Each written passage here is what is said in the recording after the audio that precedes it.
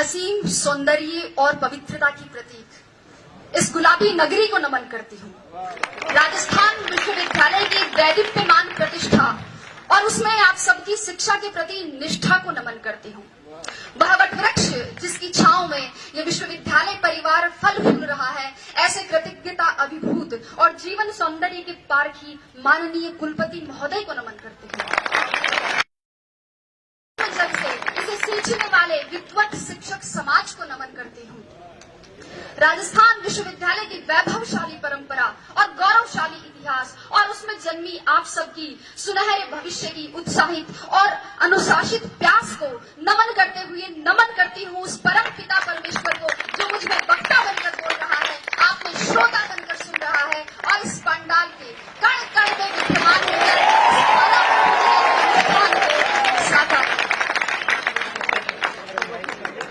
मंचस्थ विद्वत समाज और देश के छलनी हुए जिगर को मरहम लगाने की एकमात्र आशा स्थल। प्यारे साथियों, मुझे बहुत प्रसन्नता है कि मुझे आज ऐसे लोगों के बीच व्याख्यान का अवसर मिला है जो उस मोड़ पर खड़े हैं जहां से उन्हें जीवन संग्राम में कूदना है।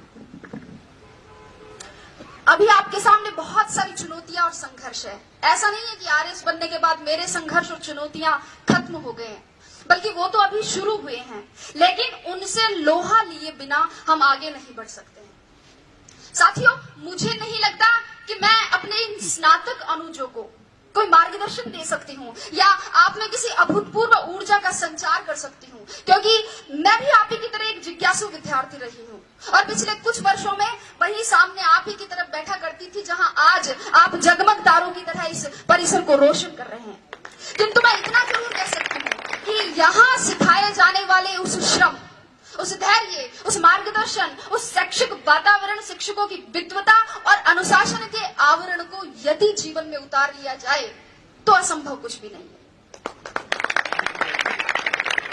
जैसा कि एक साथी ने कहा था, वैसे ही मेरे साथ में भी यही घटना है। मुझे भी प्रशासन में आने से पहले ये पता नहीं था कि आरएस क्या होता है, वो क्या करता है। स्कूल में साथी लड़कियों ने कह दिया कि हम आरएस बनेंगी, तो मैंने भी 9th क्लास का रिजल्ट आते ही अपने बाल मन में पूरे घर में ये सार्वजनिक उद्घोषणा कर दी कि मैं आरएस बनूंगी। चूंकि पिताजी शिक्षा अधिकारी रहे हैं, इसलिए धीरे धीरे ये पता चला कि हाँ, कोई आरएस होता तो कोई बड़ा अफसर है।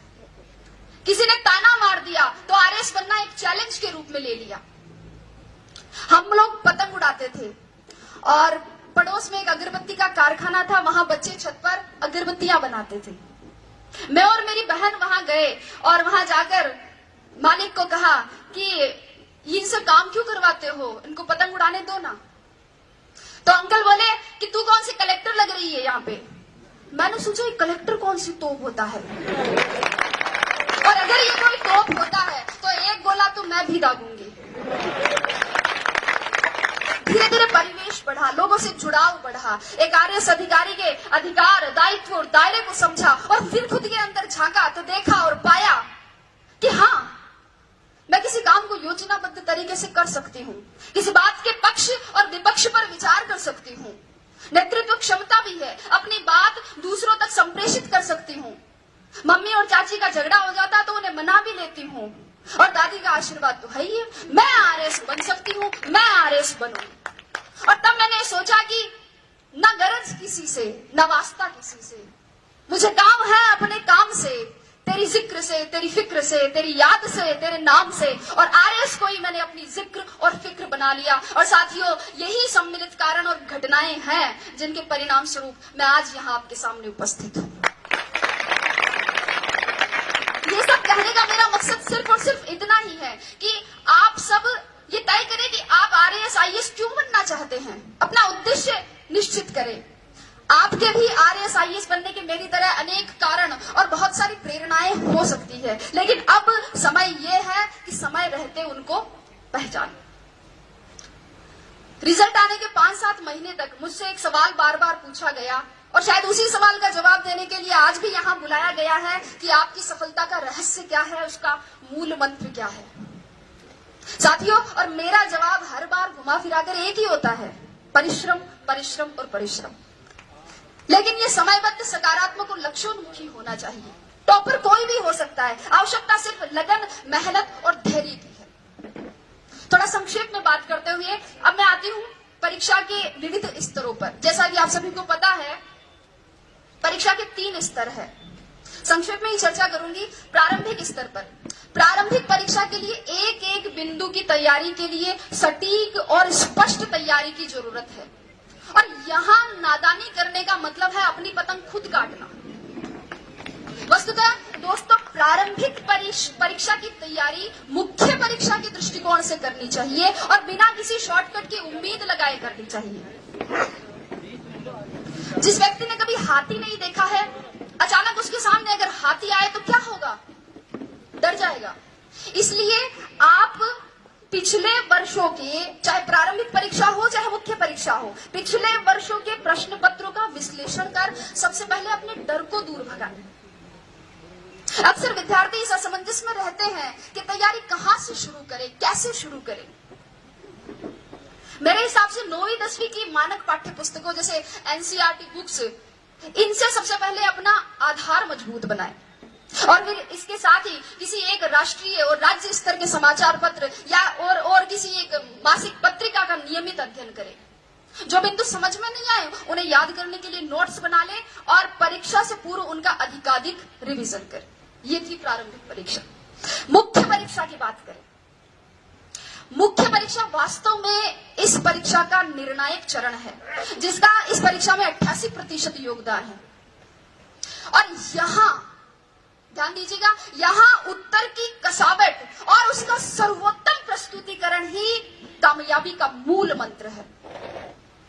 मुख्य परीक्षा से पहले इन प्रश्नों पर विचार करें कि परीक्षा का पाठ्यक्रम किस प्रकार का है, पैटर्न किस तरीके का है, सवाल पूछे जाने का ट्रेंड क्या रहा है, मानक पाठ्य सामग्री कहां से और कैसे मिलेगी, उत्तर लेखन के लिए रणनीति और समय प्रबंधन कैसे करना है, पूर्व में सफल रहे अभ्यर्थियों की क्या रणनीति रही है, कितनी मेहनत जरूरी है, कितनी मूवीज और पार्टियों में नहीं जाना है, कितनी गप्पे एग्जाम के बाद के लिए छोड़नी है, व्हाट्सएप को मोबाइल में कब तक अनइंस्टॉल रखना है।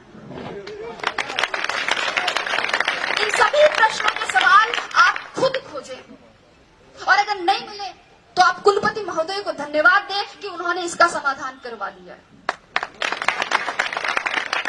दोस्तों, वास्तव में प्रत्येक अभ्यर्थी, प्रत्येक विद्यार्थी के पढ़ने का तरीका, उसके सोच की गहराई, पारिवारिक परिस्थितियां और समय की उपलब्धता अलग अलग होती है। अगर आप इन सवालों के जवाब खोज लेते हैं तो आपकी आधी समस्या का समाधान हो जाएगा। अब बात करती हूं साक्षात्कार की। जैसे कि पुष्पा जी ने कहा था कि साक्षात्कार आपके ज्ञान का नहीं अपितु आपके व्यक्तित्व का परीक्षण है। साक्षात्कार में सामान्यतः एक अभ्यर्थी की मानसिक सजगता, ध्यान दीजिएगा, मानसिक सजगता, समीक्षात्मक दृष्टिकोण, नेतृत्व, निर्णय क्षमता, रुचि की विविधता, सामाजिक संगठन की योग्यता, बौद्धिक और नैतिक ईमानदारी और इसके अलावा आसपास की घटनाओं में, आसपास के परिवेश में घटित हो रही घटनाओं में अभिरुचि और दृष्टिकोण की गहन जांच होती है। सभी प्रश्नों का उत्तर देना एक अच्छे साक्षात्कार का प्रतीक नहीं है और कुछ प्रश्नों का उत्तर न देना साक्षात्कार के बिगड़ने का परिचायक भी नहीं है। वस्तुतः ये तो सामने आ रही आपकी अवधारणाओं और आपके हाव भाव पर आधारित है। महत्वपूर्ण ये नहीं कि कितने प्रश्नों का उत्तर दिया, अपितु ये है कि उत्तर किस प्रकार दिया।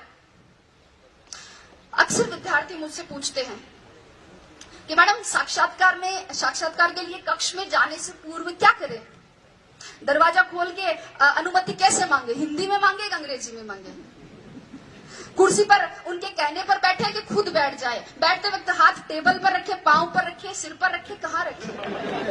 लड़के पूछते हैं कि मैडम टाई लगाए, टाई के साथ कोट भी पहने, क्या शेविंग करे या नहीं करे। और लड़कियां भी पूछती है कि साड़ी पहने, सूट पहने तो मैचिंग का ब्लाउज पहने, क्या मैचिंग की nail polish, sandal, earrings, purse, bangles, blah blah blah. लेकिन अगर चर्चा करें तो ये एक ऐसा विषय है जिस पर पूरा दिन खर्च किया जा सकता है।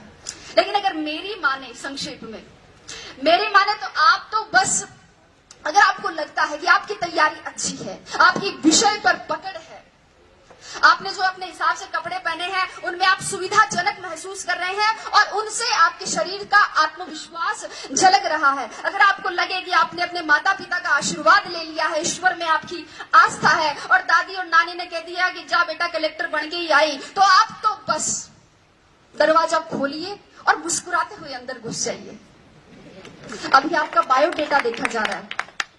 एक प्रश्न आपकी हॉबी से, अगला ग्रेजुएशन के विषय से, अगला करंट नॉलेज से और क्रमशः प्रश्नों का सिलसिला। और अगर आपने अंत तक अपनी संप्रेषणीयता, अपनी समझ, अपनी ग्रहणशीलता, अपने नेतृत्व को बनाए रखा, अपने आत्मविश्वास को बनाए रखा है, तो आप उसी तरह मुस्कुराते हुए बाहर आकर भेरू जी, भोमिया जी, पित्तर जी, जिनको भी आपने याद किया था, उनको धन्यवाद दे सकते हैं। और अगर कोई साथी चाहे तो खोले के हनुमान जी में सवामणि की तैयारी भी कर सकता है, क्योंकि मैं एक गारंटी देती हूँ कि जीत आपकी है। शर्त इतनी है कि सवामणि का निमंत्रण मुझे मिलना चाहिए। तो ये तो बात हुई परीक्षा के विविध स्तरों की। अब मैं परीक्षा में सफलता की क्या प्रक्रिया है